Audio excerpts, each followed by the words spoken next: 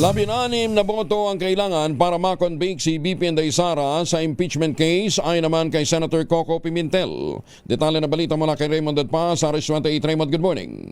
Kailangan ng 16 na senador na boboto para ma-convict si Vice President Sara Duterte sa kinakarap nitong impeachment complaint. Ito ang binigyang linaw ni Senate Minority Leader Aquilino Coco Pimentel III habang pinag-uusapan ang kailangan na dapat ay mag-inhibit ang mga senator judges na nagpakita na ng kulay sa impeachment. Unang-una ay personal na desisyon ang pag-inhibit ng senator judge. Paliwanag ni Pimentel, sa oras na umabot sa botohan sa impeachment complaint ay kailangang may 16 na senador na bumoto at magsabing guilty si VP Sara upang masabi na siya ay convicted. Hindi kabilang dito ang mga abstention o kaya ay absent sa botohan. Pati ang mga not guilty votes ay hindi mahalagang bilangin dahil ang pinakamahalaga sa lahat ay ang mga boboto ng guilty ang pangalawang pangulo. Ngayon pa lamang ay nagbibilangan na kung makakuha ng sapat na bilang ang prosecution o depensa.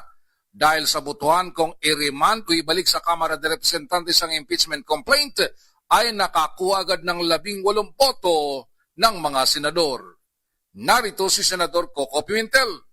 Kailangan all the members of the Senate and two-thirds doon ay magsabi ng guilty bago masabi nating na-convict ang impeached officer. Hindi siya nagsabi ng guilty. So hindi siya counted sa guilty. Kailangan umabot yung guilty ng 16. Pag hindi umabot, there is no conviction.